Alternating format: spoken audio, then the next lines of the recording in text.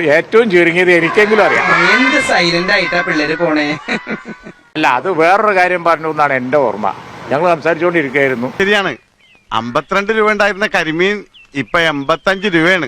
ഇക്കണക്കിന് എങ്ങനെ ജീവിക്കാം? പക്ഷെ കുടമാറ്റം നന്നായത് പാറമേക്കാവിന്റെ ആണെങ്കിലും വെടിക്കെട്ട് നന്നായത് തിരുവമ്പാടിര.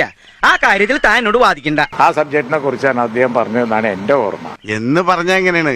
ചാരായ നിരോധനം AK ആന്റണി മാറ്റുന്ന പ്രശ്നമില്ല.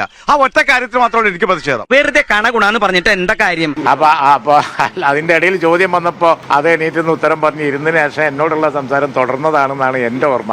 കാശ്മീർ പാകിസ്ഥാൻ കൊടുത്ത ആ പ്രശ്നം തീർന്നില്ലേ? എപ്പോഴും തീറ്റയുടെ കാര്യം മാത്രമല്ല ഉള്ളല്ലേ.